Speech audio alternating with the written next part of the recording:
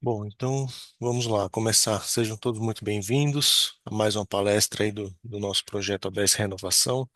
Muito obrigado pela presença de todos. Aí, antes da gente iniciar com o nosso palestrante de hoje, eu vou fazer uma breve introdução do que é a ABS Renovação, falar um pouco da ABS.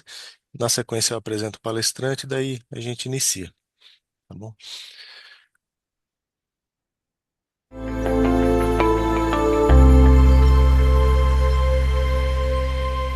No mundo da engenharia estrutural, há um lugar onde a inovação se encontra com a força, a criatividade se une à solidez e o futuro começa com uma estrutura resistente. Nossa história começou nas bases do sonho. Há décadas, visionários se uniram para transformar a ABS, um movimento que mudaria a engenharia estrutural brasileira. Somos uma comunidade de engenheiros idealistas, movidos pela paixão por desafios complexos, pela sede de conhecimento e pela determinação de enfrentar o extraordinário. Fizemos um pacto com o futuro para conectar talentos, para impulsionar o presente e para traçar um caminho onde a inovação nunca conhece limites. A força da nossa união é o que nos diferencia. É o compartilhamento de conhecimento, a colaboração e a paixão que nos tornam incomparáveis. Aqui, acreditamos que cada projeto de estrutura é uma peça vital, uma sustentação para os sonhos, as inovações e as conquistas. Nossos membros desfrutam de benefícios concretos, desde conhecimento de ponta até oportunidades de desenvolvimento que iluminam o caminho. Hoje, adotamos um novo lema: juntos encontramos melhores soluções. São mais do que palavras. É o nosso compromisso de enfrentar desafios complexos, de mãos dadas. Nosso legado está vivo, nossa jornada é emocionante e o futuro é brilhante. Continuaremos a moldar a engenharia estrutural e a inspirar as próximas gerações. Na ABS, somos mais que uma associação. Somos uma comunidade de profissionais apaixonados. Junte-se a nós e faça parte de uma jornada construtiva. Juntos, encontramos melhores soluções.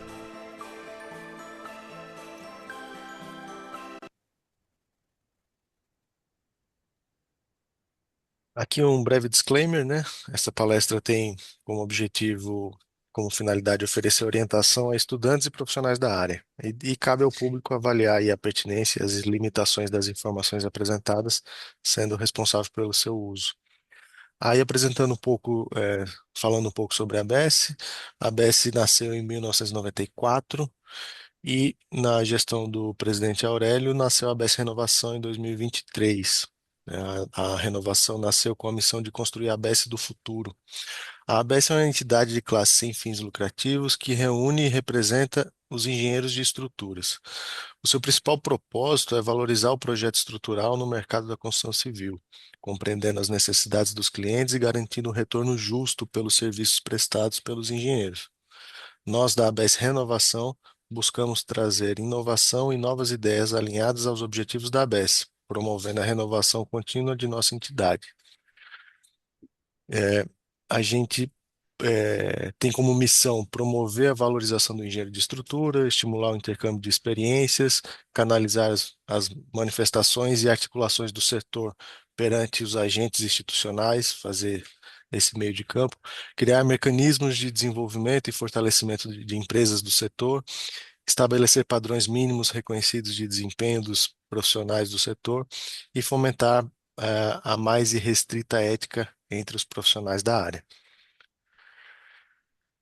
Aqui está uma breve apresentação da nossa equipe, que hoje tem a Fernanda no conselho, a Patrícia como presidente, isso da ABS Renovação. Aí no time de palestras, que somos nós que promovemos esses eventos como o de hoje, temos a vice-presidente Yara, eu e a Mari como os auxiliares aqui.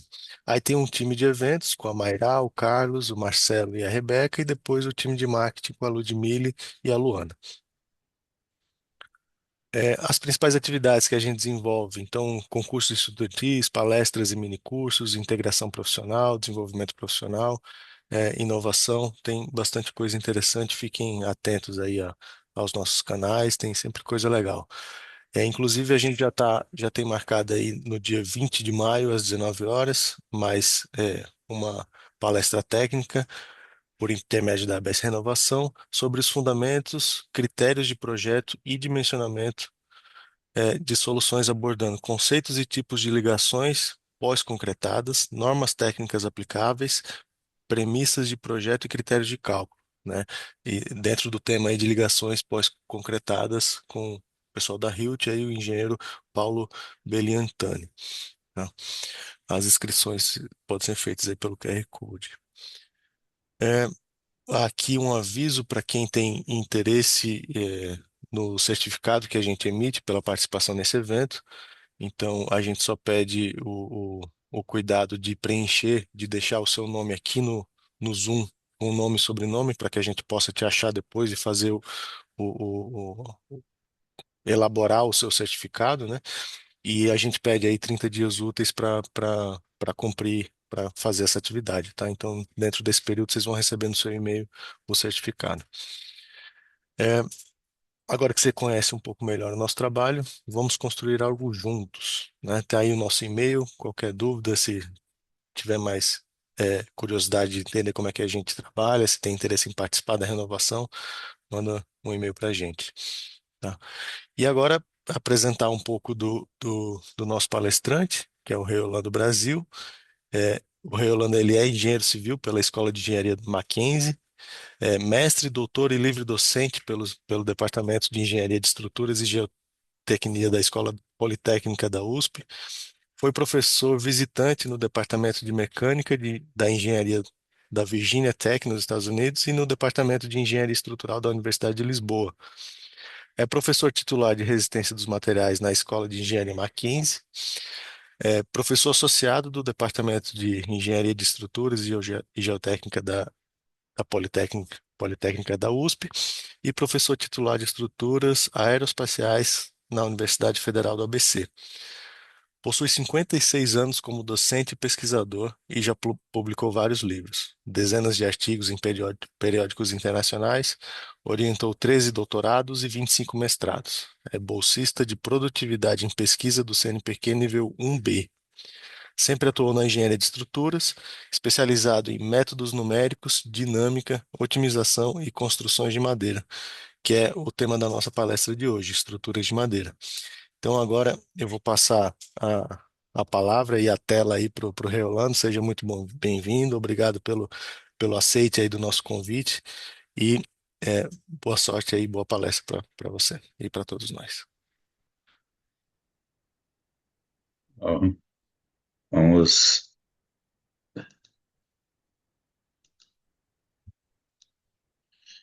Muito obrigado aí pela apresentação. Eu vou, então, fazer essa apresentação sobre estruturas de madeira. Conforme foi apresentado, eu sou o Rei Orlando Brasil, professor, doutor, livre-docente lá do PF da Poli e professor também da Universidade Federal do ABC. Em todas elas eu já sou aposentado, né? Tenho 78 anos, mas continuo com a pós-graduação. Então vamos em frente, né? As nossas referências, então, dessa apresentação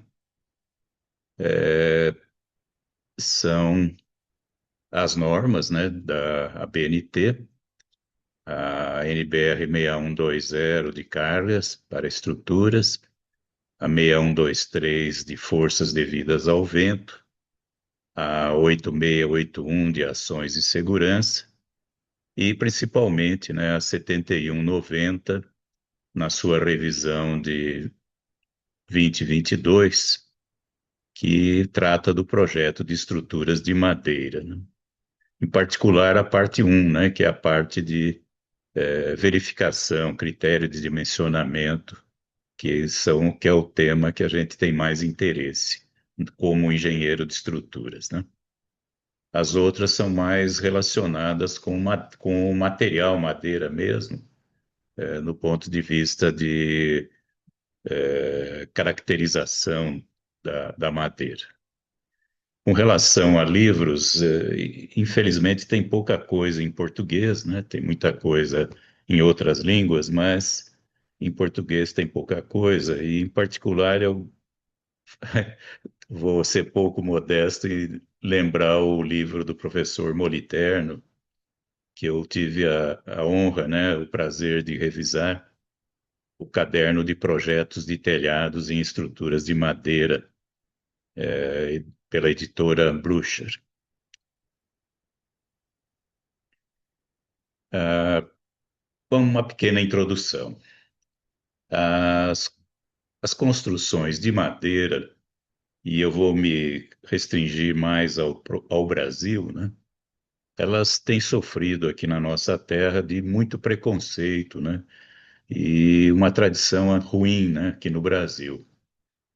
Por várias razões, né? Por falta de conhecimento técnico, por dificuldade de cálculo, já que os engenheiros estão mais acostumados a trabalhar com concreto armado, mesmo alguma falta de informações seguras sobre as características mecânicas das madeiras que nós dispomos aqui no Brasil, e em virtude de tudo isso, acabam sendo adotados altos coeficientes de segurança. E, infelizmente, né, a nossa mão de obra ainda não está adequadamente preparada para executar estruturas de madeira de qualidade, né, de boa qualidade. Claro que existem notáveis exceções, né, algumas empresas muito boas que trabalham nesse ramo e que produzem estruturas de altíssima qualidade, mas são exceções ainda, né? O nosso problema principal é a falta de escala, né? Nós ainda produzimos estruturas de madeira em pequena quantidade, não há uma escala que justifique uma industrialização, né? Que é o que falta. Nós precisamos de estruturas que sejam o mais possível industrializadas. Ah, até o poder público aqui no Brasil, muitas vezes, acha que estrutura de madeira não é adequada, né? E é o que acaba acontecendo é que nós temos praticamente só aplicações em telhados. Ah, um- Fora do Brasil, a gente tem exemplos aos montes, né? De estruturas, coisas históricas, como a Cidade Proibida no Japão, né? E essa igreja aqui na Noruega, que tem mais de 800 anos, né? Eu tive a felicidade de visitá-la. Essa ponte lá na Itália, né? Que tem 700 anos também, tive a felicidade de visitar. Coisas novas, né? Estão sendo feitas e cada vez mais sofisticadas, né? Aqui nós temos o Buga Pavilion, lá no, em Stuttgart, na Alemanha, né? Que é uma casca formada por peças hexagonais de madeira, né? É um negócio muito bonito e muito difícil de ser feito, mas que está sendo feito com a ajuda da computação, né? Os edifícios altos em madeira têm sido um tema estudado por muita gente, né? E já alguns edifícios existem, né? Por exemplo, esse aqui no Texas, né? O edifício The Soto, em San Antonio, no Texas. Tem outros, né? Principalmente no Canadá, e eles têm edifícios bastante altos em madeira. Embora, na minha opinião particular, a madeira não deve ser usada para edifícios altos mais do que 8 andares, né? Eu acho que isso é mais ou menos o limite que é razoável para fazer em madeira edifícios altos. Coisas muito diferentes e bonitas estão sendo feitas, né? Por exemplo, em Melbourne, na Austrália, esse Bandill Place, né?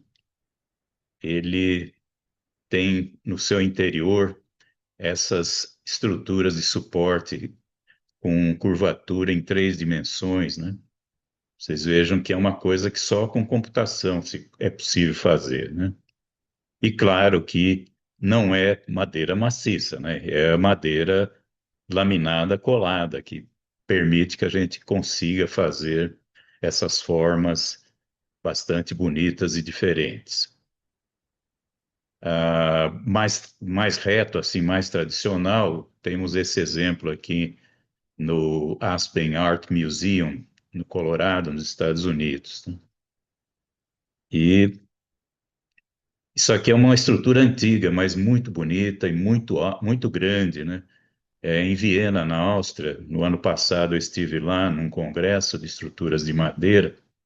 Há uma tradição muito grande de madeira lá na Áustria. Isso aqui a cobertura da Universidade Técnica de Viena, né? E lá dentro é um centro de convenções, né? Então, isso aqui tem mais de 50 metros de vão, né?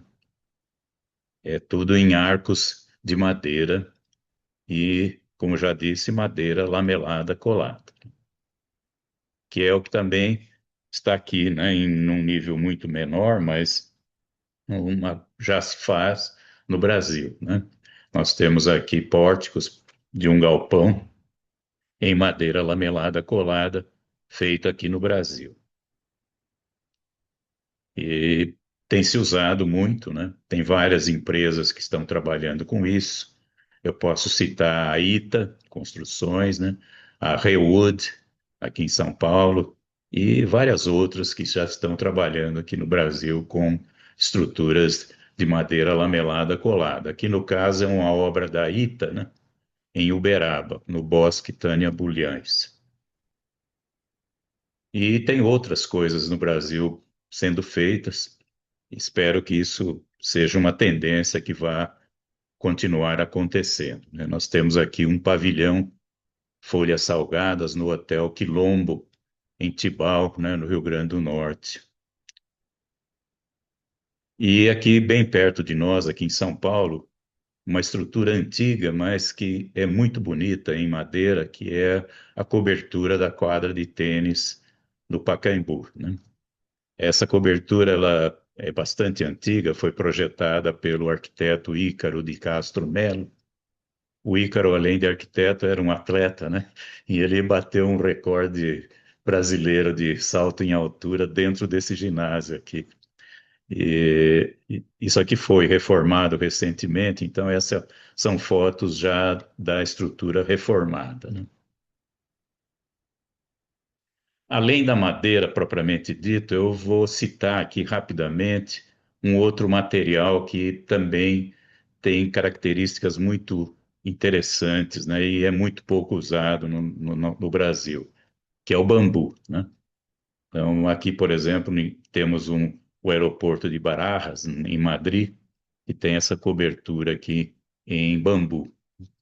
Na verdade, o bambu é transformado aqui num material estrutural, né? Ele é transformado em barras, né, de madeira por compressão de fibras e coisas desse tipo.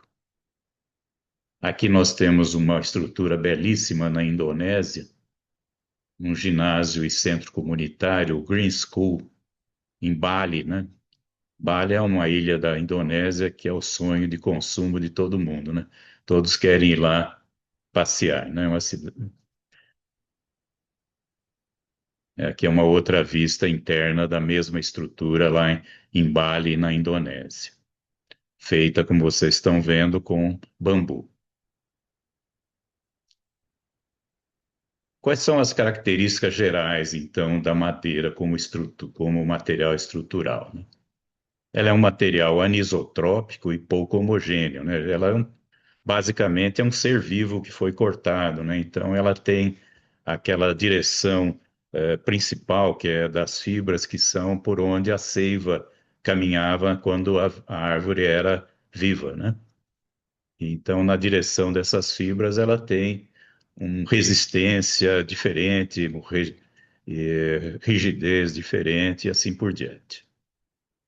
Por essa razão que a gente está tentando fugir das estruturas de madeira nativa ou estruturas de madeira sólida, né? Tirada diretamente da árvore, né? O que agora se faz, e é obviamente o futuro, é a madeira lamelada colada.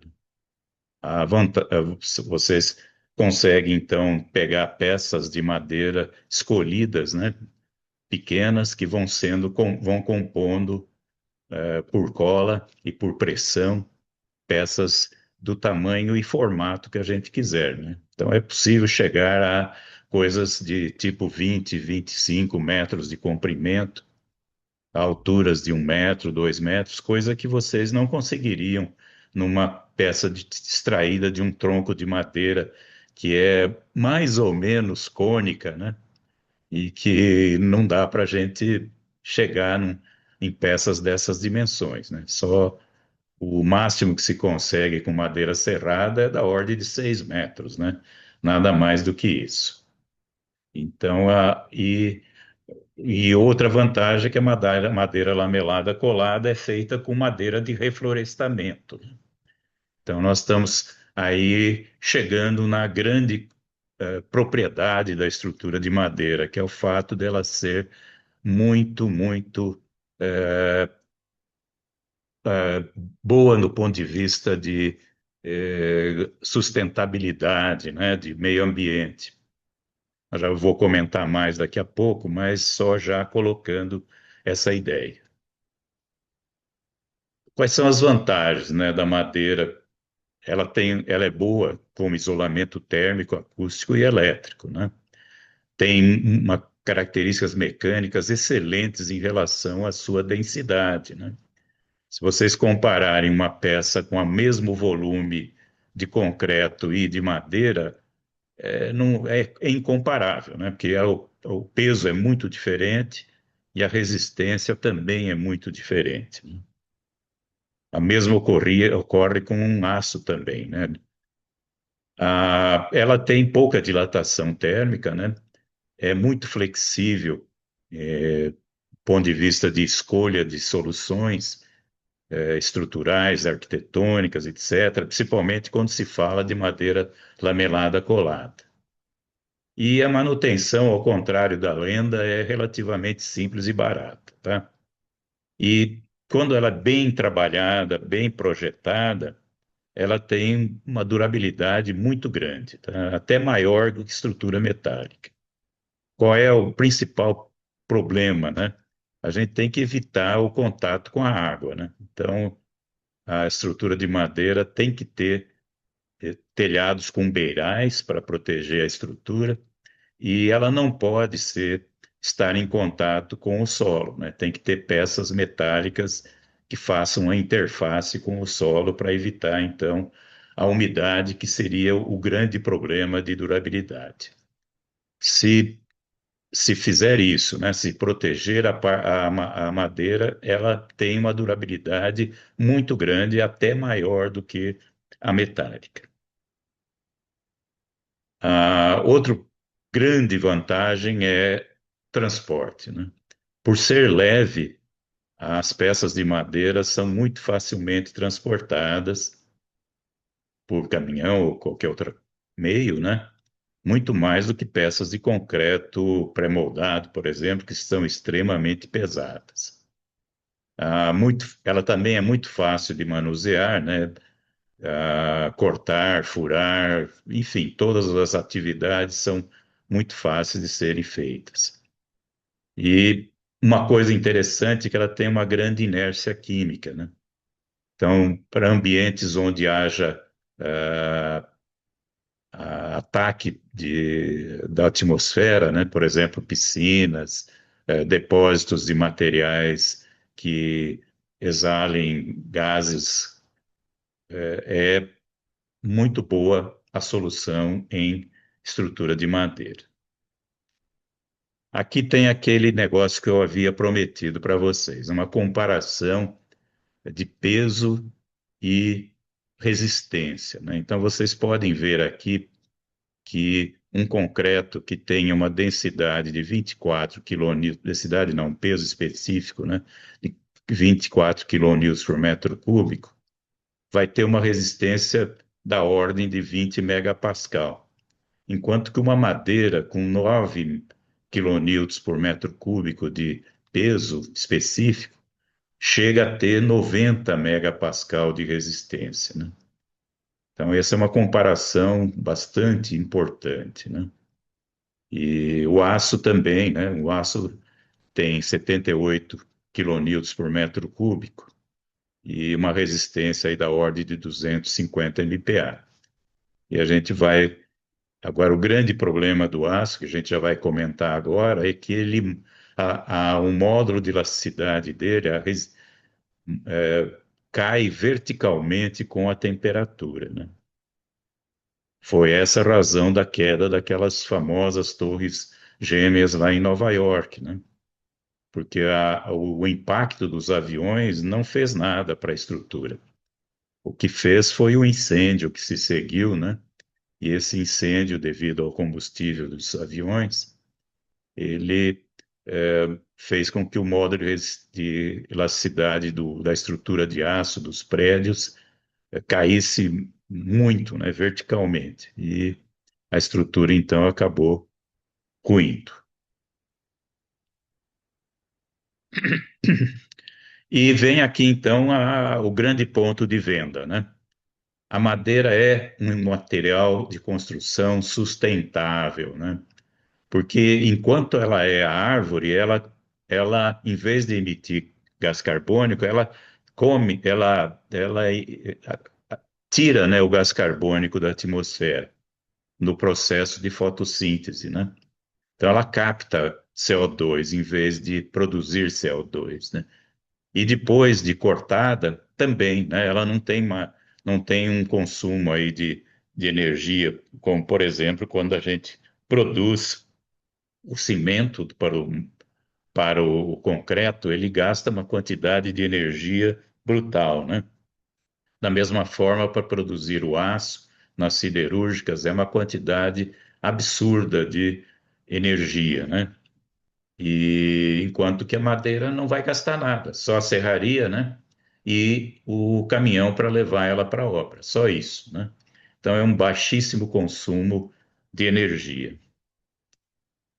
Então as palavras-chave aí que eu gostaria de colocar para vocês, que fazem com que a gente tenha muita fé no futuro das estruturas de madeira, são essas duas, né? Sustentabilidade, que é o grande virtude da estrutura de madeira, e o que é que nós precisamos para que a estrutura seja viável, né? Industrialização. Não vamos querer usar madeira nobre, né? Madeira nativa, porque ela não existe, ao contrário da lenda, na quantidade necessária para estruturas, né?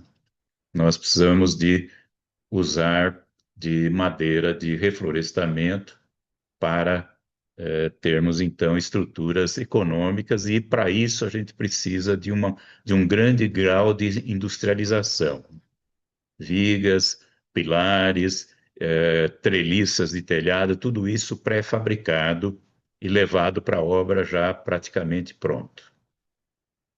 Claro que tudo na vida tem desvantagens, né? Eu não vou dizer que não, né? O fato é que madeira é como eu disse, um material biológico e, portanto, ela pode ser atacada por micro-organismos, né? Insetos e por umidade. Então, primeira coisa é evitar a umidade. Segunda coisa é tratar a madeira previamente para que ela não sofra o ataque dos micro-organismos e dos insetos. Outra coisa que é uma lenda que a gente tem que negar essa lenda, né? É que o material é de fácil combustão e, portanto, é perigoso. Quer dizer, dizer que fácil combustão é igual a perigoso é que é bobagem, né? Porque o que se quer, na verdade, né? Quando uma estrutura está em situação de incêndio, nós não pretendemos que essa estrutura vá sobreviver incólume ao incêndio. O que a gente quer é que ela dê tempo para ser evacuada, né? As pessoas saiam da estrutura e dar tempo para os bombeiros atuarem, né? E isso a madeira faz, porque ela vai sendo queimada da superfície para dentro e vai formando uma casca de carvão que protege o interior da madeira. e ela acaba se tornando até mais resistente, né? Porque a umidade dela vai sendo diminuída, né? Claro, com o calor diminui a umidade. E a madeira fica cada vez mais resistente portanto, o que a gente está contando é com esse tempo para que a madeira vá se queimando e vá formando essa capinha de protetora, né? E isso acaba produzindo coisas como essa foto clássica, né? Essa aqui vocês encontram na internet muito fácil, né? Aqui tem uma peça de madeira e tem peças de aço que estavam sobre ela, mas o aço, como eu disse, com o calor, ele se deforma, né? O modularidade dele cai muito, então ele se deformou, e a madeira não, né? A madeira está lá. O fenômeno é esse que está aqui, né? Forma-se então uma casca de carvão em volta, e o miolo aqui, ele até está mais resistente do que ele era, porque ele perde umidade. Bom, nós estamos aqui no meio de engenheiros de estruturas, né? Então, eu acho que eu não vou ter vergonha de mostrar para vocês como se calcula estruturas de madeira, né? Então, eu vou mostrar o que que a norma brasileira nos diz como fazer, né, a verificação de peças de estruturas de madeira. Claro que vou resumir brutalmente, né? Vou falar, enxugar uma norma de muitas páginas em alguns slides. Então, basicamente, a NBR 7190, a parte um dela, que foi revisada em 2022. Projeto de estruturas de madeira. Critérios de dimensionamento. Essa parte um. Eu não gosto desse título porque nós não dimensionamos de fato, né? O que nós fazemos é verificação, tá?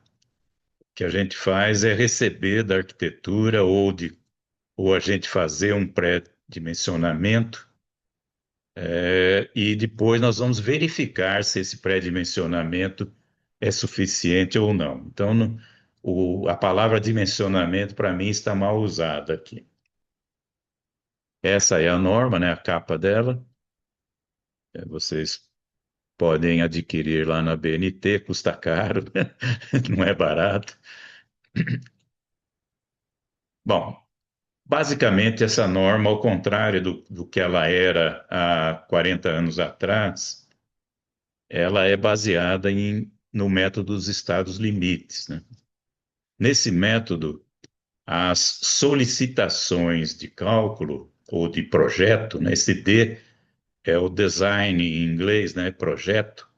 Então, as solicitações de projeto têm que ser menores ou iguais à resistência de projeto. Em alguns escritórios de cálculo se usa a palavra resistência de cálculo, solicitação de cálculo. Eu prefiro solicitação de projeto e resistência de projeto. E, basicamente, nós temos dois estados limites, né? O estado limite último, em que a estrutura rompe, né? Ela deixa de ser aquilo que a gente projetou, e os estados limites de serviço, em que ela não cai, né? Ela não se rompe, mas ela tem comportamento que não é conveniente, né? Por exemplo, deslocamentos muito grandes, né? Flechas grandes, vibrações que são desconfortáveis e assim por diante. Então, como é que a gente faz, né? Qual é a ideia que a norma coloca? A gente vai pegar as solicitações, as forças, né, as ações características das normas, né? A gente pode usar a norma 6120, que dá as ações nas edificações, ou a 6123, que dá o efeito do vento sobre estruturas, e com isso a gente teria as ações características. E o que a gente quer são as ações de cálculo, as ações de projeto. para isso, então, a gente tem que usar a norma de ações e segurança, né? Que é a norma 8681 da BNT. E lá a gente vê que a gente pega, então, as ações devidas à gravidade, né? Multiplica por certos coeficientes de ponderação maiores do que um, né? Nós estamos amplificando, então, o valor dessas ações. Da mesma forma, as ações variáveis são também amplificadas por coeficientes de ponderação. E como a gente não sabe que essas ações variáveis não têm probabilidade de acontecer todas ao mesmo tempo, a gente, em cada combinação, elege uma dessas ações como a principal e as outras são diminuídas por coeficientes, esses coeficientes psi-zero que aqui estão. Então, eu resumi a norma de ações em um slide, tá? Ah, e agora vem, então, as propriedades mecânicas da madeira, que é aquilo que a gente tem de diferente, né? Para quando estamos trabalhando com resistência com estruturas de madeira. Então, a gente começa com a resistência característica, Fzinho, né? F minúsculo K. O K de característico em alguma língua que eu não sei qual é, né? Que nem em português, nem em inglês, nem em alemão, característica é com K, né? Então, mas tudo bem. Aí a gente vai determinar a resistência de projeto ou de cálculo, né? FD. Então, o que que se faz? Pega-se a resistência característica, divide por um coeficiente de ponderação da madeira. Então, esse gama W, né? Esse W aqui é wood, né? Wood em madeira em inglês, que é maior do que 1. Então, nós estamos diminuindo a resistência. E ainda vamos diminuir mais com um coeficiente de modificador, que é composto de duas coisas. O modificador 1, que tem a ver com a duração do carregamento. Isso porque a madeira resiste melhor a esforços de curta duração do que a esforços de longa duração. Então, normalmente, o que a gente faz aí na prática é dizer que os nossos esforços vão ser de longa duração. E esse coeficiente, então, seria da ordem de 0,7, né? 70%. O coeficiente modificador 2 tem a ver com a umidade. Quanto mais seca a madeira, mais resistente ela é. E então a gente tem que levar em conta a umidade ambiente do local onde a estrutura vai ser feita. Então, esse coeficiente modificador leva isso em conta. Para vocês terem uma ideia, né, esse gama W é da ordem de 1,4, esse K modificador 1 é da ordem de 0,7, o modificador 2 a gente pode chutar 1, né? Então aqui vocês têm 0,7, aqui embaixo 1,4, é o mesmo que pegar a resistência característica e dividir por 2, né? Então, na verdade, a gente está adotando uma resistência de projeto que é a metade da resistência característica. A outra propriedade é a rigidez, né? Caracterizada pelo módulo de elasticidade. A nossa norma, né, a 7190 de 2022, ela fala em três tipos de módulo de elasticidade. O médio, que ela fornece, o módulo de elasticidade característico, que é 70% do médio, que ela fornece, e o módulo de elasticidade efetivo, né, que é o médio multiplicado por aqueles coeficientes modificadores que eu já comentei com vocês. Para que servem esses, né? O médio, ele é usado para verificação de estado limite de serviço, né? Cálculo de flecha, cálculo de vibrações, assim por diante. O característico ele é usado para verificar a estabilidade de pilares. E o efetivo é verificar estabilidade de vigas, né? Estabilidade lateral de vigas. Bom, de onde que a gente tira essas coisas, né? Então, na norma, na NBR 7190, a gente tem lá tabelas que vão nos dizer qual é a resistência característica e qual é o módulo elasticidade e qual é a densidade das madeiras. Mas ele não faz, olha que coisa interessante, ele não faz daquele jeito que a gente esperava, né? Ele não fala assim, peroba é desse jeito, eucalipto é desse jeito, não é assim, não. Ele faz que nem a norma de concreto faz, né? Ele dá as classes, né, de resistência e transfere o problema para o fornecedor, né? Então, o projetista ele vai dizer, olha, eu quero uma madeira tipo D40, vire-se, né? É como em estruturas de concreto a gente falar, eu quero um FCK 30 MPa, pronto. Vire-se, né? Produza esse concreto. A mesma ideia aqui. Esse D que está aqui, ele refere-se a madeiras do tipo chamada folhosa pela norma. Antigamente era chamado de dicotiledôneas, que são madeiras mais duras, mais escuras, mais pesadas, madeiras que normalmente são extraídas de florestas nativas, né?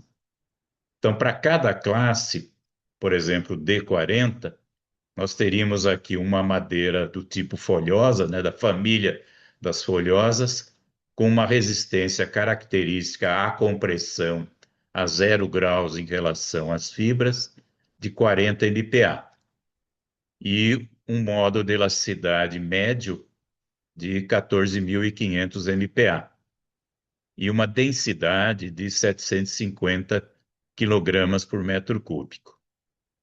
Tudo isso é definido para um teor de umidade de 12%, né? Se a umidade for maior, esses valores vão ser corrigidos. Eu não vou dizer para vocês aqui como seriam corrigidos, porque nós não temos tempo. Uma outra tabela da norma, que vocês nem vão conseguir enxergar, porque está muito pequeno aí, ela fala de das resistências de peças estruturais feitas com madeira de reflorestamento, né? Aqui é uma tabela comprida aqui, eu vou pedir que vocês procurem na norma, né? Não dá para enxergar aqui nessa apresentação. Bom, então vamos fazer verificação, né? Verificação de estado limite último.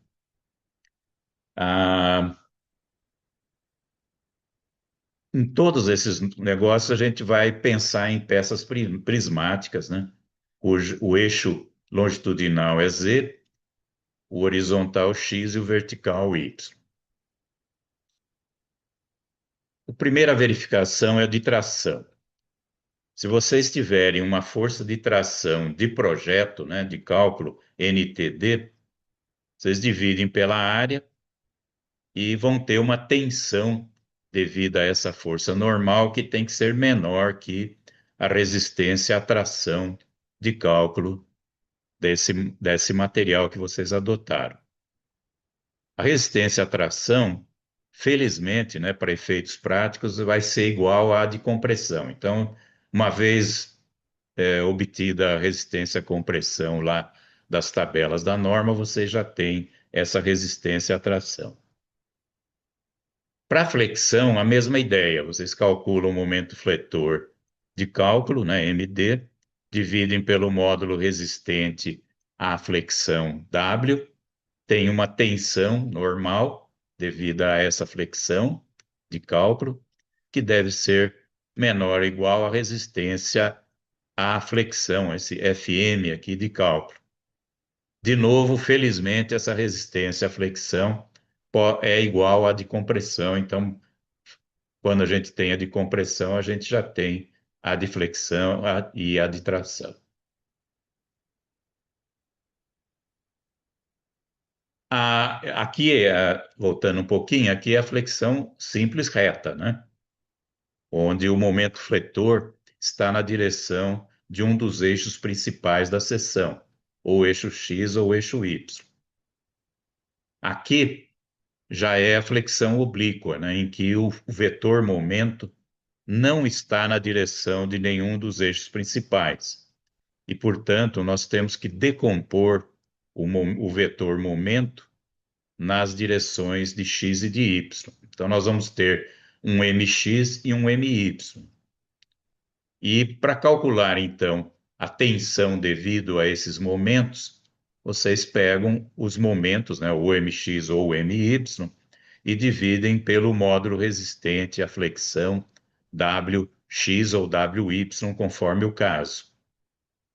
Se for uma seção retangular, por exemplo, né, você já sabe que o W é pt quadrado sobre 6, né?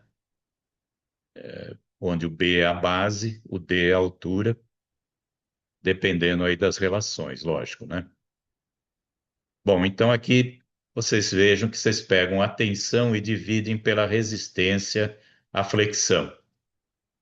E, de certa forma, vocês estão usando uma parte da resistência para resistir ao momento mx e uma parte para resistir ao momento my, né?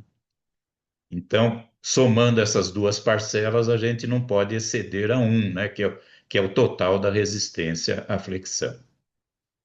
Aqui tem duas condições, né? Vocês colocam esse coeficiente Km aqui, numa das duas parcelas, para aquela que for, obviamente, a mais desfavorável, né?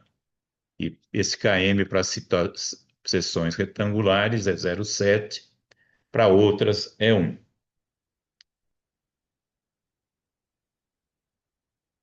Bom, se além da flexão, né, no caso da flexão oblíqua, né, em que o momento está num eixo qualquer aí diferente do x ou do y, ou também pode ser que só tenha em x ou só em y, mas quando eu tiver, além disso, tração, vocês acrescentam, né, um termo aqui que é a tensão devida à força normal dividido pela resistência à força normal, né, de tração no caso. Então, nós temos três parcelas de tensão, uma devido à força normal, uma devido ao momento mx, uma devido ao momento my, todas divididas pelas resistências, né? E mais uma vez, né, nós estamos somando esses, digamos assim, porcentagens de uso da resistência, e no total a gente não pode exceder a resistência total. Bom, chegamos agora num negócio que é bastante interessante e controverso, né? Como é que se verifica a compressão, né? Que o problema da compressão é que a peça pode ter problema de estabilidade, né? Se ela tiver uma esbeltez muito grande, né? Uma relação entre o comprimento e o raio de giração lambda excedendo alguns valores aí que nós vamos conversar, nós podemos ter problema de estabilidade, né? Na norma antiga de 1997, nós tínhamos um procedimento que eu vou rapidamente mostrar para vocês, né? A verificação era uma verificação de flexão composta, né? Força normal e momento fletor. Onde o momento fletor, ele era a força normal vezes uma excentricidade de cálculo, que era uma excentricidade que aumentava o momento, né? Então, nós estaremos fazendo de conta de que o momento era maior do que ele realmente era, né? Por quê? Por o efeito da excentricidade dessas forças e efeito da peça propriamente dita poder não ser muito reta, né? Não ter alguma excentricidade já original, né?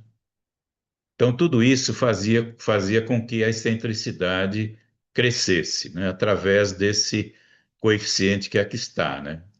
Esse Fe é a famosa força de Euler, né? Π quadrado EI sobre L quadrado. Então, a força de Euler sobre ela mesma menos a força que está sendo aplicada, esse parênteses é sempre maior do que 1, né? Então, ele vai ampliar a excentricidade inicial da nossa peça. E vamos ter, então, uma excentricidade de cálculo aqui. Então, essa era a forma como a norma antigamente resolvia o problema de peças comprimidas quanto ao problema da estabilidade. Isso mudou agora, tá? A nova norma, ou melhor dizendo, a versão de 2022 da 7190, ela faz de uma forma diferente agora. Ela começa calculando a excentricidade, desculpe, o coeficiente de esbeltez, o índice de esbeltez. Como vocês sabem, né, é o comprimento de flambagem, entre aspas, né? Flambagem aqui não existe no caso, a gente está trabalhando com estruturas imperfeitas, então não existe o fenômeno da flambagem. Então, nós temos aqui o comprimento de flambagem. Você já sabe que isso depende das restrições, né, nas extremidades das barras, né? Se for, por exemplo, biapoiada, o comprimento de flambagem seria o próprio comprimento. Se fosse biengastada, seria metade do comprimento e assim por diante. Então, dividindo o comprimento de flambagem pelo raio de giração, que é a raiz quadrada do momento de inércia da seção dividido pela área, nós temos então a esbeltez da peça, né? Moças aí como a Mariana são esbeltas, né? Um gordinho que nem eu aqui é pouco esbelto, né? Então é uma relação entre o comprimento e a barriga, né? Então aí a norma manda vocês calcularem um negócio chamado esbeltez relativa, onde entra a resistência característica da madeira e o famoso modo elasticidade característico, né? Que é 70% do modo elasticidade médio que a norma fornece para cada classe de madeira. Quando esse lambda for maior que 0,3, nós temos problema de estabilidade. Quando é menor, não precisa se preocupar.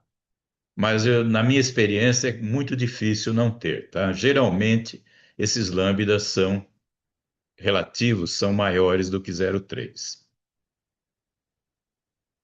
Aí o que nós fazemos? Nós usamos esses lambdas para calcular um monte de coeficientes misteriosos aqui que a norma não diz de onde é que sai, tá? O professor Platts, lá de Londrina, ele sabe, né? Ele foi e explica isso. Procurem na internet que ele explica como é que acha. Platts, tá? O nome dele. Então, nós calculamos esses coeficientes aqui todos, né? KCX, KCY, esse KX, esse KY, e tudo isso entra numa correção da resistência à compressão da peça, tá? Ele não altera a resistência à flexão, ele só altera a resistência à compressão. Então, quanto mais esbelta a peça, né, a nossa resistência à compressão vai ser cada vez menor. E com isso, né, nós conseguimos então entrar na fórmula de flexo-compressão, né, onde tem três parcelas. O momento mx produz uma tensão sigma devido ao mx, que vai ser dividido pela resistência à flexão. A tensão devido ao momento my, também dividido pela resistência a flexão, que, como eu já disse, é igual a de compressão, e tem a parcela aqui da força normal. Tudo isso, então, vai ter que ser menor do que 1, né? De novo, aquele modo de entender que eu falei, né? É como se vocês estivessem consumindo uma parte da resistência para cada coisa, né? Uma parte de resistência para a força normal, uma parte para o momento mx, uma parte para o momento my. E no total a gente não pode consumir mais do que a resistência que a madeira tem. Então vocês estão vendo que aqui o problema da estabilidade de pilares fica resolvido por esses coeficientes K que vão ser colocados nessas fórmulas de flexão composta. Claro que na maior parte das vezes a gente não tem flexão composta oblíqua, né? Em geral só tem momento num eixo. É difícil ter momento em dois eixos, mas pode acontecer. Numa estrutura espacial pode acontecer. Mas normalmente só tem momento num eixo. A pergunta que cabe agora é quem que está com a razão, né? É a norma antiga ou a norma nova, né? Bom, eu fiz junto com um orientado meu de doutorado, um estudo, né? Que nós experimentalmente verificamos o que estava acontecendo. Então, isso aqui está tudo adimensionalizado, né? Então, vocês não, o que vocês estão vendo aqui não é tensão em megapascal nem nada. É adimensional. E aqui estão os lambdas, né? Os coeficientes os índices de esbeltez. Então, vocês estão vendo aqui que a norma antiga, né, a 7190 de 97, ela tinha alguns degraus aqui. Então, de 0 até 40 de lambda, não havia correção nenhuma devido à, à estabilidade do pilar. De 40 até 80 tinha uma reta aqui, mas tinha saltos, né? Vocês estão vendo que tem saltos aqui. De 80 em diante, nós tínhamos o efeito do chamado creep, né? Creep é a deformação lenta da madeira. Então, esse preto aqui era a norma antiga. A norma nova, essa que eu acabei de mostrar para vocês, de 2022, gera essa curva azul aqui, ó. Como era de se esperar, ela é uma curva macia, né? Uma curva que não tem saltos, né? E esse amarelinho aqui foi o resultado dos nossos experimentos, né? Pegando lá as nossas pecinhas de madeira e colocando lá na máquina de compressão e chegando então a alguns valores aqui que de certa forma combinam aí com as normas, né? Mas não exatamente, claro, e também não era essa a intenção, né? Cada experimento é um experimento, né, em si. Não tem... só para completar, né? Se o lambda relativo, aquele lá que a gente calculou, for menor que 0,3, nós não temos problema de estabilidade. Então, a gente pode usar uma fórmula mais simples para flexo-compressão, onde temos de novo três termos, né? Mas o termo devido à força normal não é corrigido por aquele Kc, né, que nós vimos lá, que aparece aqui na norma de 2022, esse Kcx e Kcy.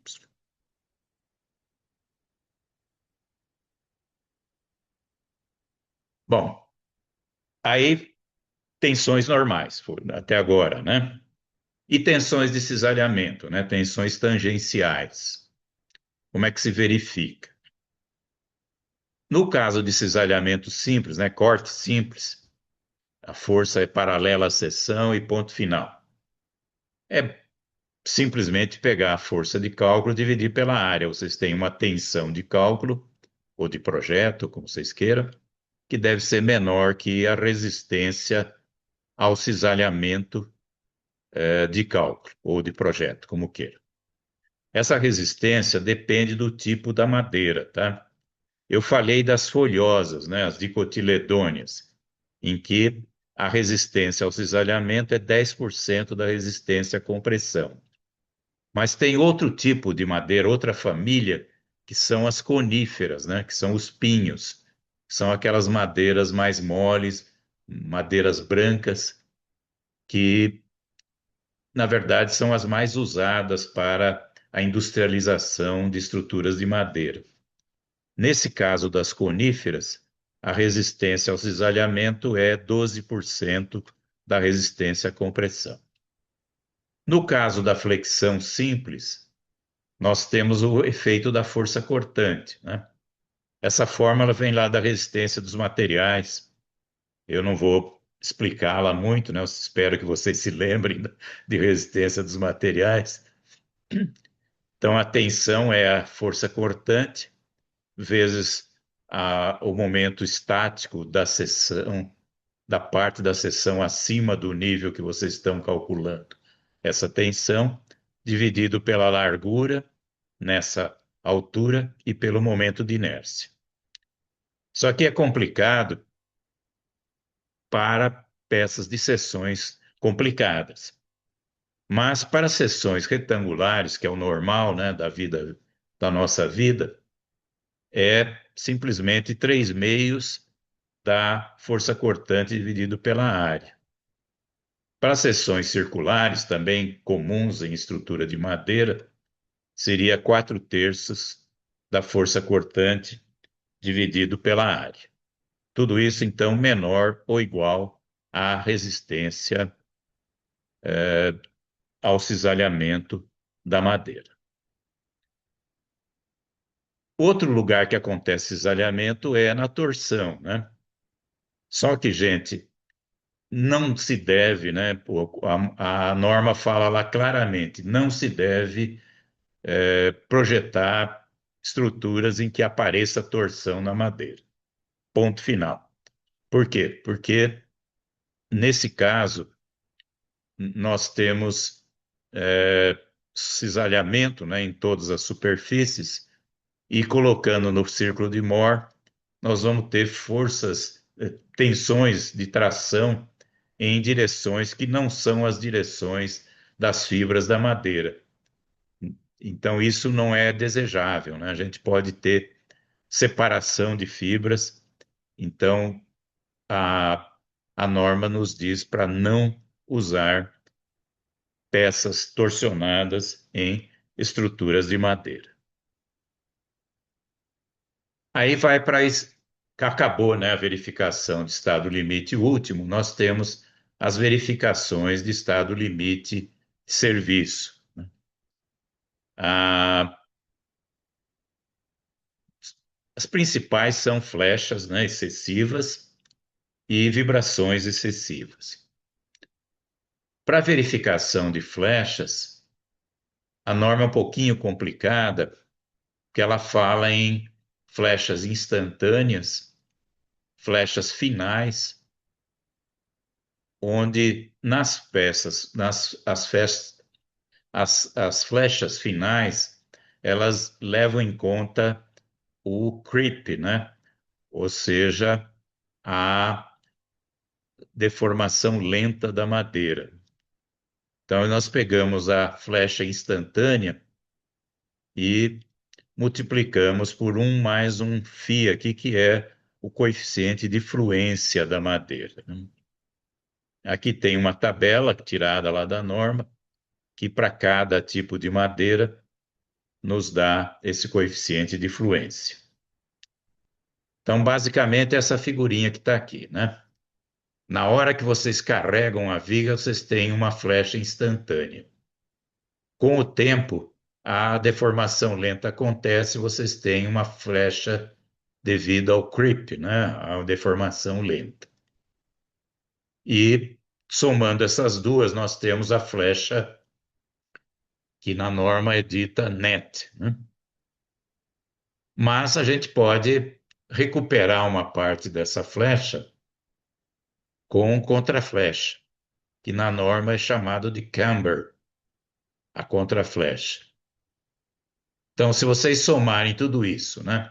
O camber com a net, vocês vão ter a, a flecha final, que vai ter que ser, então, comparada com os limites da norma aqui, né?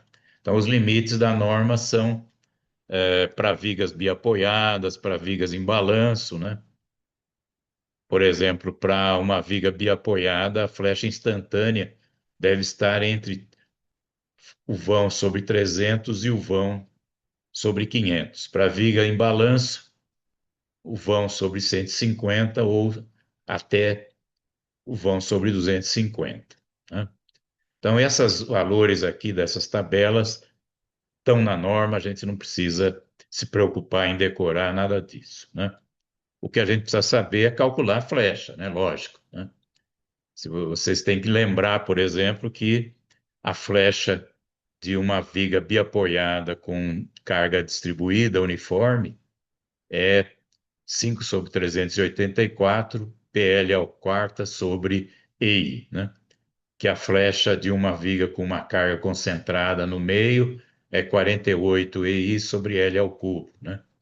E assim por diante. Então, essas coisas a gente tem que lembrar, ou pelo menos tem que procurar nos livros de resistência. E aí, com esses valores, nós teríamos a verificação de flecha.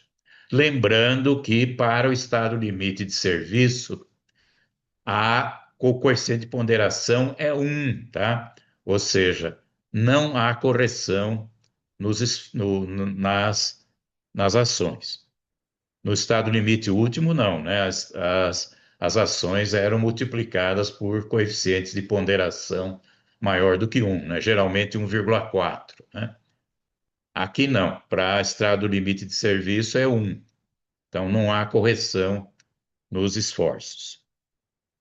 Outro estado limite de serviço bastante interessante, né, que eu gosto muito, né, é de vibrações, né? Vocês devem saber que a frequência de vibração é a raiz quadrada da rigidez sobre a massa, né?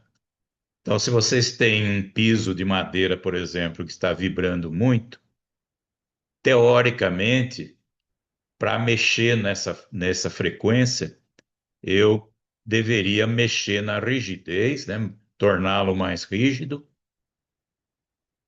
ou na massa, né? Colocar mais massa. Então, por exemplo, colocar concreto em cima do piso, você vai estar fazendo as duas coisas, né? Mexendo na rigidez e mexendo na massa.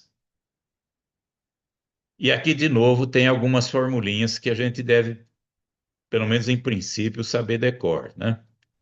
Então, a viga biapoiada, a frequência é raiz quadrada de 96 EI sobre M traço L a quarta, onde o M traço é a massa por unidade de comprimento.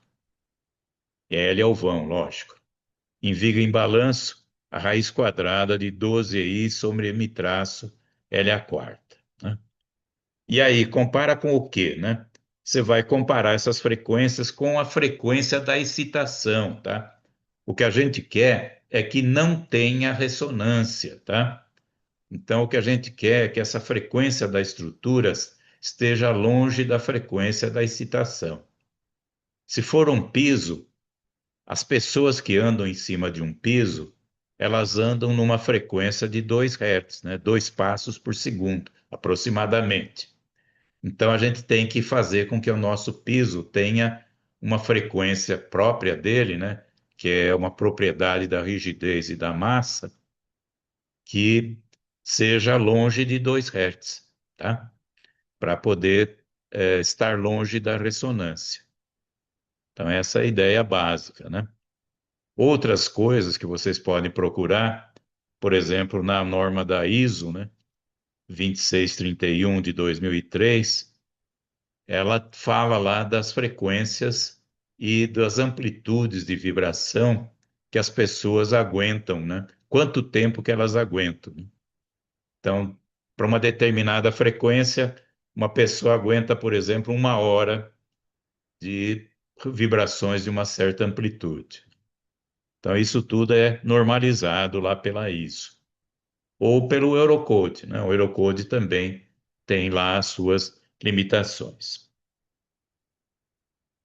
Bom, então o que eu fiz aqui foi dar um resuminho, né, para vocês de como se faz, né, a verificação de estruturas, de peças, né, de estruturas de madeira face à nossa norma, né, de estruturas, de projeto de estruturas de madeira. E volto a colocar aquilo que eu falei já para terminar, então, a apresentação, né? A madeira é o material do futuro, ou talvez até do presente, né? Devido à sua sustentabilidade, né? Devido ao fato de que ela não produz gás carbônico, ela, na verdade, quando é uma árvore, ela capta gás carbônico, né? E então ela é muito adequada para as preocupações atuais de proteção do meio ambiente. E o que vai fazer com que a estrutura de madeira seja um negócio interessante e aconteça aqui no Brasil como acontece em outros países é a industrialização, né? Então, nós vamos produzir estruturas em madeira lamelada colada, vigas, pilares, pisos, paredes, treliças de cobertura, tudo já pré-fabricado para ser montado no local, né? Nos Estados Unidos, eu vivi lá há muitos anos, a, a grande maioria, da ordem de 80% das estruturas são de madeira e são pré-fabricadas, né? Só os grandes prédios, lógico, os grandes edifícios é que são de estrutura metálica, mas as estruturas usuais são em madeira, tudo pré-fabricado, até porque a mão de obra é cara nos Estados Unidos, né? Então tem que ser alguma coisa que se faça muito rápido, né? Então, basicamente, lá, uma casa se faz em um mês, tá? Você faz uma base de concreto, faz a estrutura toda já pré-fabricada em madeira. Os acabamentos também são pré-fabricados, né? Se você quiser tijolinho, mármore, o que você quiser, vem já pré-fabricado para revestir a estrutura de madeira e fim de papo, né? Então, um mês e meio está pronto. Não é essa loucura nossa aqui de 9 meses, 12 meses, perder de vista, né, para se fazer construção, né? E é isso. Então, muito obrigado aí pela atenção e estou aberto às perguntas. E aqueles que quiserem podem entrar em contato nesse meu e-mail aqui da USP, né? O reiolando.brasil@usp.br. Mais uma vez, obrigado e aguardo aí as perguntas. Obrigado, Reolando. Agora é a parte boa da interação aí, o pessoal que ficou até agora. Aproveitem, fazer perguntas. Quem quiser ligar a câmera e falar, fica à vontade. Se preferir mandar ali no chat, eu posso ler também.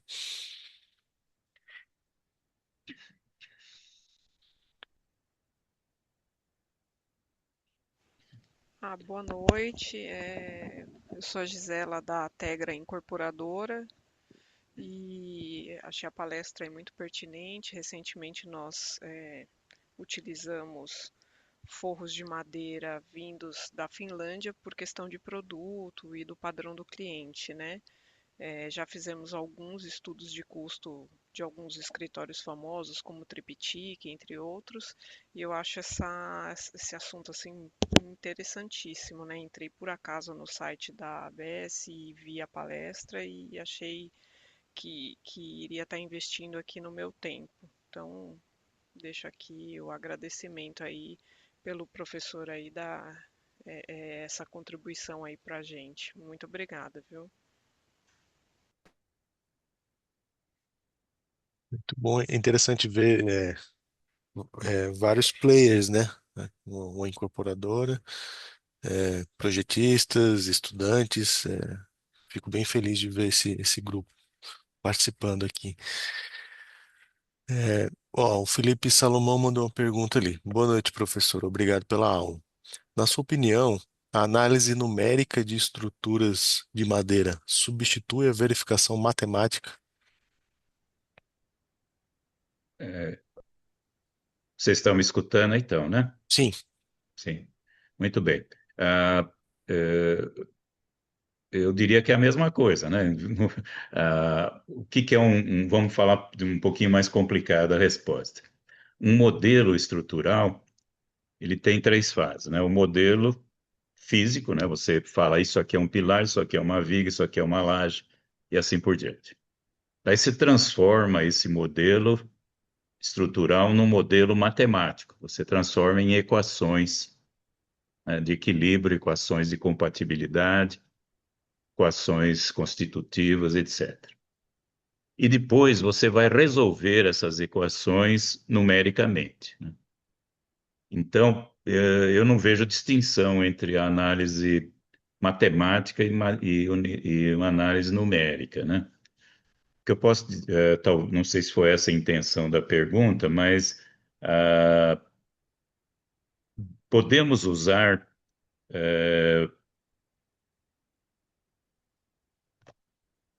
softwares de análise estrutural para estruturas de madeira? Pode ser essa a pergunta? Sim, né, podemos sim usar softwares de análise estrutural para estruturas de madeira, principalmente para estruturas de barras, né?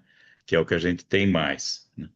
Para estruturas reticuladas, estruturas de barra, você pode tranquilamente, sem dor na consciência, usar softwares de análise estrutural para achar os esforços, né?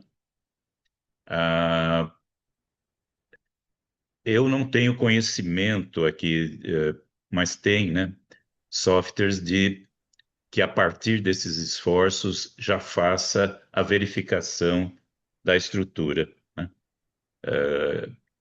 Tem, eu sei que tem, mas eu mesmo não uso. Eu tenho os meus, né, que eu fiz, montei uns programinhas para fazer a verificação de peças de estruturas de madeira. Então, resumindo, hoje em dia não se faz análise de estruturas sem software, não, né? Ponto final. Ninguém mais faz isso, né? Achar esforços na mão é coisa do passado, é coisa do meu tempo, né? Comecei a trabalhar em 1970, né? E com uma calculadora de quatro operações, né? Uma régua de cálculo. Aí sim achava, né? Momento fletor, força normal, força cortante, etc. na mão. Hoje não se faz mais. Hoje se usa softwares para isso. E também se usam softwares para verificação das estruturas. Então é isso. Não sei se era essa a sua pergunta. Boa noite, professor. Obrigado pela resposta. Era essa a minha pergunta. Tá bom. ó, tem mais algumas perguntas aqui. A Yara pergunta: qual conselho o senhor daria para engenheiros que querem começar a trabalhar, a atuar com estruturas de madeira sem cair em simplificações perigosas? Eu acho que a outra resposta já vale, né? Hoje não precisa mais de simplificações perigosas, né? Você já tem os softwares necessários para fazer análise exata, ou exata é uma palavrão aí, né? Análises de acordo com a norma, vai. Isso.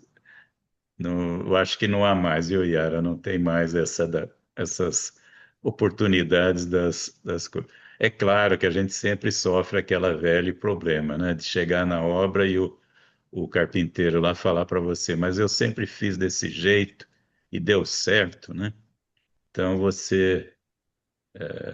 e aí você fica com aquela, principalmente quando a gente está começando na profissão, fica com aquela dificuldade de responder para o cara, você que está errado. Pô.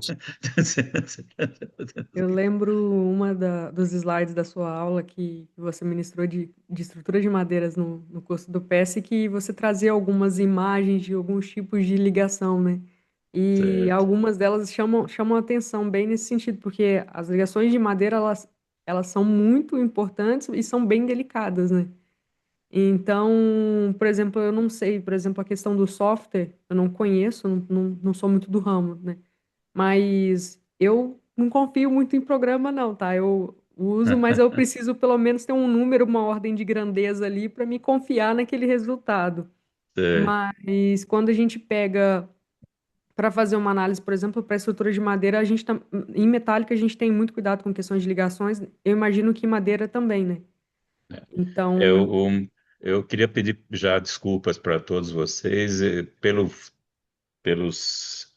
50 minutos, 60 minutos que eu tinha para fazer a palestra, eu não pude falar de ligações, o tá? tempo é bem corrido. Hum. Já, se eu trouxe muita informação para a gente, não tenho que pedir desculpa, a gente só tem a agradecer porque madeira é o que o senhor trouxe ali no início, né? É um tema que a É, gente não tem muita bibliografia, não tem tanta informação, não tem que pedir desculpa, não. A gente está super feliz, mas é só uma pergunta assim tá, por. Eu mas eu tenho. gostaria de falar então. Eu não falei nada, né? Zero sobre ligações, né? Então, só para dizer que existem vários tipos de ligações, né? Com parafusos, com colas, etc. Então, tudo isso é um mundo à parte, né? E é toda uma tecnologia que não dá para falar em pouco tempo, né? Mas é um problema sério, né? Porque o que que acontece qual a grande diferença entre o concreto e a madeira, né? O concreto ele é contínuo, né? Por natureza, né? A não ser que seja o caso de concreto pré-fabricado, pré-moldado, né? Mas o concreto feito em loco, ele é contínuo por natureza, né? Então as ligações já estão feitas, né? Já está pronta, né?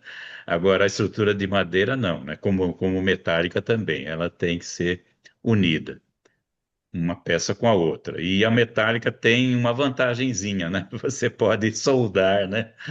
Você pode soldar as peças, né? Então uma coisa que você não pode na madeira, né? Você não tem como soldar a madeira. O que está acontecendo agora e que a gente espera que resolva o nosso problema são os parafusos rosqueados, tá? Que a norma 7190 de 97 proibia o uso de parafusos rosqueados. Ela só admitia ligações por cisalhamento de parafusos passantes e agora ela está aceitando. E isso é muito bom, né? Porque isso está sendo usado no mundo inteiro ligações parafusadas com parafusos rosqueados, e me parece que é a solução final para as conexões de peças de madeira. Obrigado, professor. Deixa eu seguir a ordem aqui. Tem algumas perguntas, eu vou dar a palavra para o Jefferson, que pediu apresentar ele, né, um dos ex-presidentes aí da BES, e pediu para falar. Fica à vontade, Jefferson, por favor. Boa noite, Léo. Tudo Boa bom? noite a todos. Boa noite, professor. Como vai? Tudo bem? Tudo bem? Está me ouvindo? Estou assim. Tudo bem com o senhor? Tudo em ordem. Senhor, não. Mas, É professor, um vício é o antigo da seguinte, minha idade. tá certo, temos uma educação um pouquinho diferente, né? É, Tivemos, eu também me incluo. O professor, é o seguinte, tem acontecido de a gente ter muitas estruturas a ser estruturas da década de 30, 40, 50, 60, vãos grandes, coberturas de cinemas, de teatros, coisas que se tem que manter, né? A estrutura da maneira que foi concebida, porque começa a virar praticamente uma relíquia, entre aspas, não sei se a palavra é bem essa. Essas verificações não é muito simples, né? Porque foram estruturas, muitas delas executadas, vamos dizer, às vezes até nem seguindo normas, mas pela experiência dos profissionais que tinham antigamente, pessoas com grande capacidade, vamos dizer assim, né, na área, e que empiricamente montavam essas estruturas que estão aí até hoje, né? Mostrando para a gente que eles sabiam o que estavam fazendo. Então, mas eu tenho encontrado dificuldades no mercado para se achar um profissional, vamos dizer, que realmente conseguisse visualizar isso vamos dizer, com um olhar prático, né? Porque se a gente pegar tudo e resolver trazer para a norma de agora, às vezes a coisa fica um pouco complicada, né? Então, tem que ser uma pessoa experiente que saiba. Não estou falando, não estou orientando no sentido de se fazer algo fora da norma, não é isso. Mas são estruturas que foram montadas sobre outras óticas, né? Então, é preciso achar um profissional que consiga interpretar um pouco isso, né? E tendo conhecimento das normas atuais, conseguir a gente fazer uma restauração de uma maneira coerente, vamos dizer assim, né? Eu não sei o que o senhor podia orientar nesse sentido. No começo aí da apresentação, eu falei que a durabilidade da estrutura de madeira, se bem projetada e bem executada, é muito grande, né? Ela chega a ser maior do que estrutura de aço, às vezes até de concreto. Qual é o que precisa, né? É protegê-la da umidade, né? Então, essas estruturas, como o senhor mencionou aí, de cinemas, né? Tinha um cinema lá no Tucuruvi que era para 3.000 pessoas, né? Ele, eu fui lá assistir filmes na minha infância e tal. E o que que acontece, né? Enquanto o telhado estiver bem, né?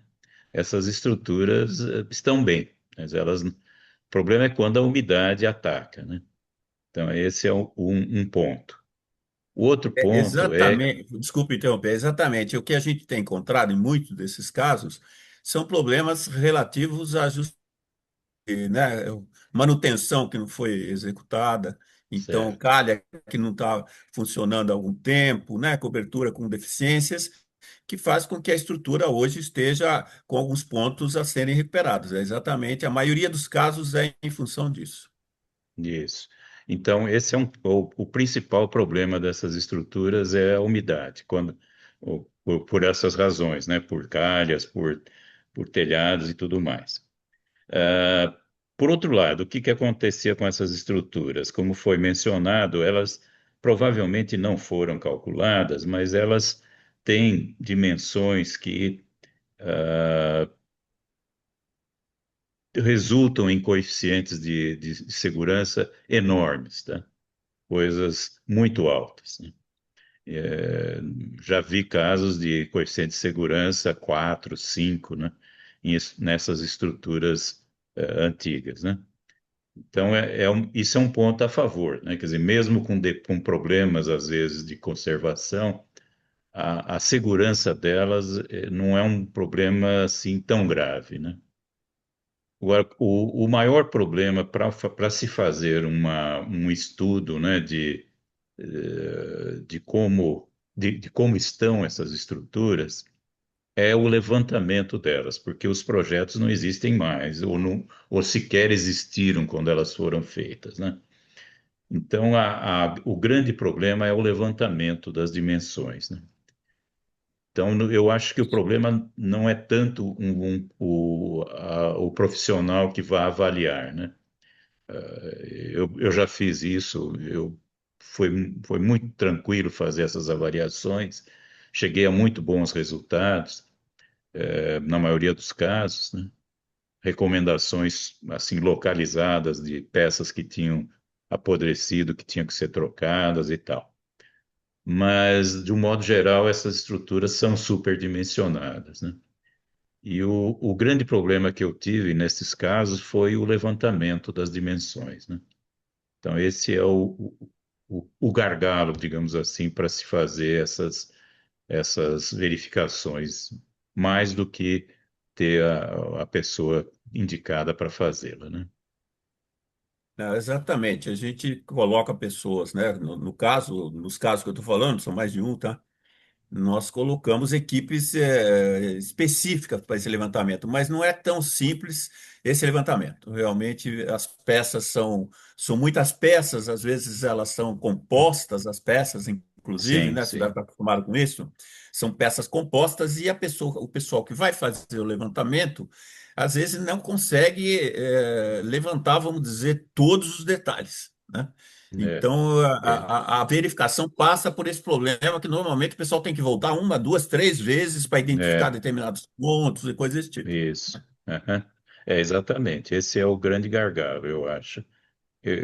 As coisas estão mudando, né? Você já temos aí equipamentos para que facilitam tudo isso, né? Mas ainda é um gargalo fazer esses levantamentos para se poder, então, avaliar, né? Felizmente, como eu disse, essas estruturas, em geral, são bastante superdimensionadas, né? É, seguindo aqui nas perguntas, aí quem quiser fazer pergunta oral ou ligar a câmera aí, fica à vontade, aí pode só me interromper, tá?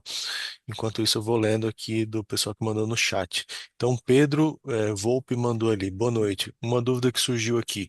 Fiquei sabendo que temos a norma de sistemas pré-moldados em madeira, pré-fabricados em madeira, como por exemplo o wood frame. Possui alguma diferença muito grande para as verificações? Ah, o wood frame, assim como algumas outras sistemas estruturais, são coisas que que a gente depende muito dos fabricantes, né? Essas normas, elas são basicamente fornecidas pelos fabricantes, né? Então, eu diria que não tem muita a ver com o que eu mostrei para vocês agora há pouco, né? São coisas muito particulares para esses tipos de estruturas, né? Aí, Arquelau mandou aqui, boa noite. Parabenizo o professor pela transferência dos conhecimentos. O grande gargalo que vivenciamos é a falta de mão de obra. Não temos mais carpinteiros. Teria uma fórmula para formarmos novos profissionais? Isso realmente foge do meu conhecimento, mas fórmulas mágicas não é coisa de engenheiro, né? Mas eu diria que aquilo que eu falei, né? A industrialização, né, da estrutura me parece o caminho, né? Porque aí a pessoa que fosse montar não precisaria ser uma pessoa muito capacitada, né? Ela poderia, a parte assim mais pesada, né? Já viria pronta, né? Da fabricante, né? A, eu mencionei aí a ITA, por exemplo, construtora, a Haywood, né? Eles têm equipes que eles formaram durante dezenas de anos, né? Não é uma coisa da noite para o dia, né? Eles realmente têm pessoas lá muito boas, né? Que eles utilizam para a montagem, né? Mas eles já estão num nível de industrialização muito bom, né?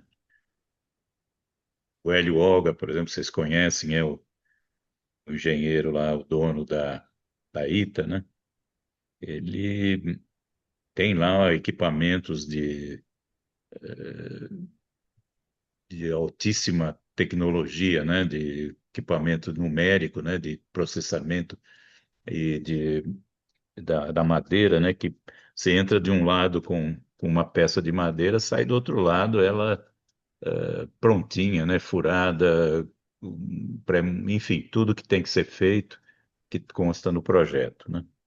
Então, se você tiver uma boa industrialização, eu acho que o carpinteiro de montador dá para treinar sem muito esforço. Mas aí vem a história, né? Mas será. E aí, eu vou fazer uma indústria se não tem procura, né? Se não tem quem compre, né? É um círculo vicioso, não é verdade? É um círculo vicioso. Então, o grande problema é quebrar esse ciclo, né? O, o círculo de precisa ter fábrica, mas só terá fábrica se tiver consumo. Então a coisa fica dando volta, né? E não tem consumo porque não tem fábrica. Também tem isso, né? Aí o pessoal não usa, não vai ter fornecedor, então não vou especificar, né? É, Aí, seguindo aqui, professor, o Wellington pergunta, né, sobre a madeira lamelar colada tem boa resistência a intempéries para o caso de vigas expostas ou em meios úmidos, por exemplo, em pontes rurais? qualquer madeira, seja maciça ou lamelada, colada, tem que ser protegida da umidade, tá? Então, para uso para pontes, o recomendável é que você tenha, então, obviamente, isso não é nenhuma novidade, né? Tenha uma cobertura em concreto que proteja a estrutura de madeira, né? Então, e- e se usa, tá? Eu não sei se você. Eu indicaria, se alguém gostar do tema, que vá em São Carlos, né, no campus novo lá da USP São Carlos. As pontes lá são de madeira, né, com piso de concreto, né? Então, o concreto acaba protegendo a madeira ao ataque da umidade, né? O que eu chamo de umidade, né, é uma coisa constante, tá? Uma chuvinha de vez em quando não é problema, tá? Ah, o-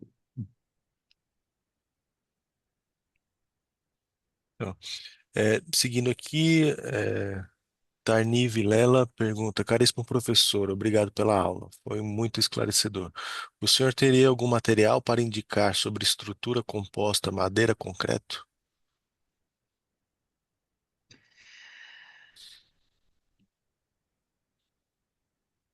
É de bate-pronto eu tenho projetos que eu fiz com isso, mas literatura eu precisaria pensar e procurar. Então, se você quiser usar aí o meu e-mail e me cobrar isso mais adiante, seria melhor. Não gostaria de chutar uma resposta agora, não. Bacana. Aí, Ivaldo Nunes, boa noite para todos. Professor, o senhor comentou sobre obras em madeira, mas me lembro que nos anos 80 e 90 surgiram muitas empresas como Bel Recanto, entre outras, e no decorrer dos anos, muitas empresas ligadas a obras em madeira diminuíram muito, pelo menos em São Paulo. Você acha que existe uma resistência muito grande para obras básicas em madeira? Sim, existe um preconceito e uma resistência, né? Muito grande. Uma das coisas que se alega muito é que as estruturas de madeira de boa qualidade seriam mais caras, né, do que as de concreto ou de aço, né? É uma verdade, sim, hoje, né?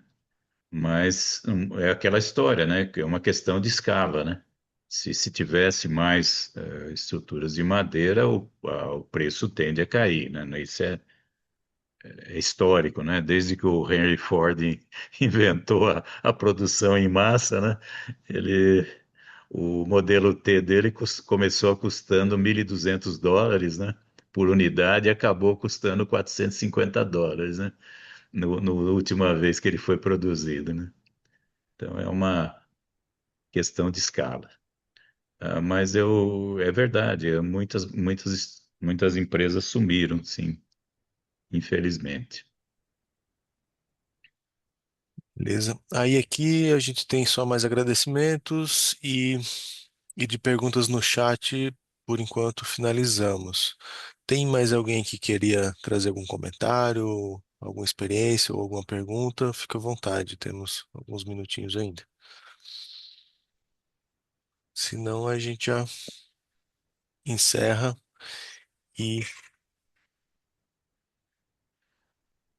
É, vamos a nessa então. durabilidade, né? Esse é um outro tema que eu não Ah, falei, né? isso.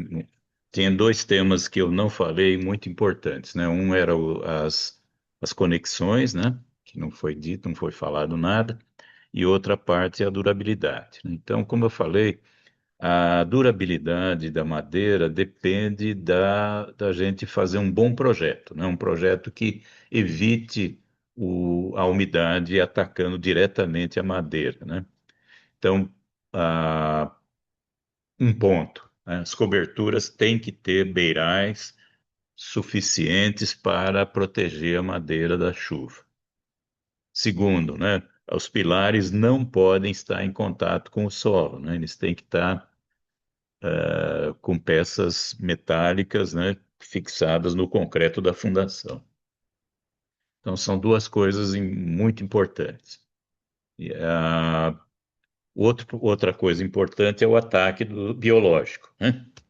O ataque dos micro-organismos e dos insetos.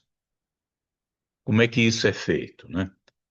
Fazendo o tratamento, né? Então, seria o tratamento químico com produtos que são perigosos, né? Esse é um outro ponto problemático com relação à madeira que eu não mencionei, né?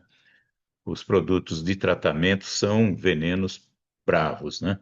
À base de cobre, de boro, né? Mas a aplicação não é tão complicada, né? Você nas indústrias que existem aí agora no Brasil, isso é feito simplesmente colocando as peças de madeira em tanques onde estão esses produtos, né? Ele- claro que o melhor seria colocar em autoclaves, né? Colocar as peças dentro de, de cilindros, né? De vasos de pressão, onde você pudesse extrair, né? A umidade e colocar no lugar dessa umidade os produtos químicos, né? Mas isso já é um passo além, né? Eu acho que já é o suficiente o banho, né? Colocar um banho de proteção aos micro-organismos. E, por outro lado, existe também o problema da escolha da madeira, né? Existe também madeiras que são mais ou menos, né, atacadas por agentes biológicos, né? Então, é uma questão de pesquisa aí, simples até, né? Procurar o IPT, por exemplo, tem publicações a respeito. Vocês podem encontrar aí espécies que são mais ou menos sujeitas a ataque de, biológico, né? O Ivaldo comenta aqui, né, que é, eles fizeram algumas obras nos anos 80 que já completa 40 anos ou mais, e elas estão em ótimo estado. Um exemplo na Rua Bahia, em Peruíbe, que completou 43 anos e está ótima e bem conservada, justamente utilizando os banhos para proteção, entre outros métodos da época. Muito bem, é isso mesmo. É. Ah, E tem casos interessantes, por exemplo, de indústrias em que você tem produtos químicos que atacam, né, estruturas metálicas e não atacam a madeira, né? Então, eu já conheço casos de galpões industriais em madeira que duraram dezenas de anos, enquanto que outros em estruturas metálicas duraram muito pouco, né?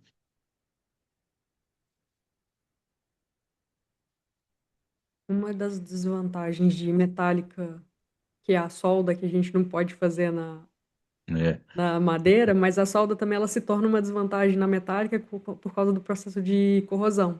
Dependendo da situação que você tem, quando você tem um elemento parafusado, é muito melhor de você fazer a troca, remover e fazer um determinado reforço do que quando tem a solda, né? Tem os dois lados. Você tem a praticidade que você ganha produção ali em fábrica, mas ao longo tempo entra nisso daí que você falou, na questão de agressividade do ambiente. Você vai ter a estrutura de madeira durando N anos e a metálica não vai aguentar por causa do ambiente, se não tiver um tratamento adequado, claro. hum. A solda tem esse perigo, né? O controle dela é complicado, né? Porque ela, Sim. quando ela é feita no campo, né? A solda Sim. feita no campo é muito difícil de controlar, né? Até em própria de fábrica, por exemplo, no sentido de longo do tempo e agressividade do ambiente. Então, dependendo do elemento ali, é um pouco complicado para fazer substituição em campo, né? Tá. Tem risco de incêndio e etc. E se eu tiver uma ligação, por exemplo, parafusada, dependendo da onde seja, o elemento que seja, é mais fácil. Seria nesse sentido. Do ponto de vista de vibrações, é interessante também essa conversa, viu? Porque a estrutura metálica parafusada, ela tem amortecimento maior do que a soldada, né? Ó, que interessante. Então, o fato dela ter mais amortecimento, ela é menos sujeita a problemas dinâmicos, né? Do que a soldada, né? Que legal. Essa visão eu não tinha. É, Interessante. A Viviane tem uma pergunta. Professor, com relação ao CAMOD 2, tenho dúvidas como definir a classe. Seria com a umidade do ambiente de uma forma mais global, né? Local, cidade, região, etc. Ou de aplicação, por exemplo, o elemento mais exposto à umidade, estando na cobertura, etc. tá. É uma ótima pergunta, eu não pude detalhar, mas a história é a seguinte: o camote ele tem a ver com a umidade ambiente, tá? Então, se a umidade ambiente for até 65%, a umidade intrínseca da madeira vai estar da ordem de 12%, e, portanto, os valores de resistência que constam na norma podem ser usados sem correção.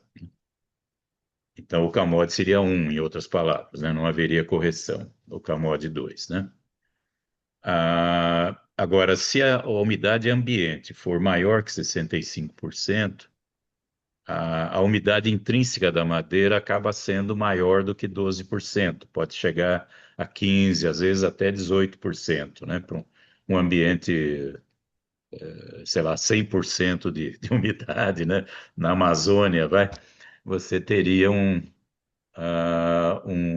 umidade intrínseca da madeira da ordem por exemplo, de 18%, em vez de 12%, né? E aí nós teríamos que fazer correções nas resistências dadas, né? Vocês devem, não sei se eu chamei atenção, mas a norma o que ela faz é definir classes, né, de resistência.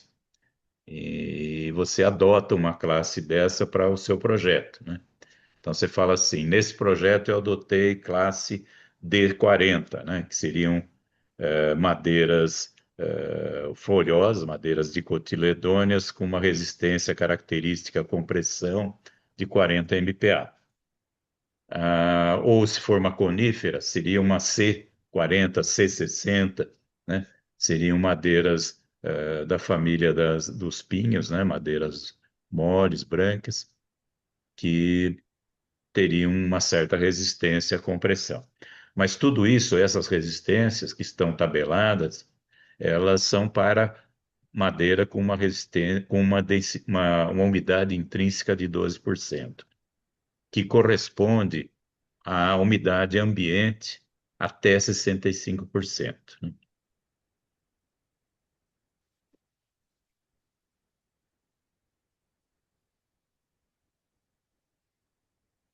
Beleza. Mais alguma dúvida? Então, é isso. Em nome da ABS e da ABS Renovação, agradeço mais uma vez o professor Reolando pela excelente palestra, e uma boa noite a todos. Boa noite.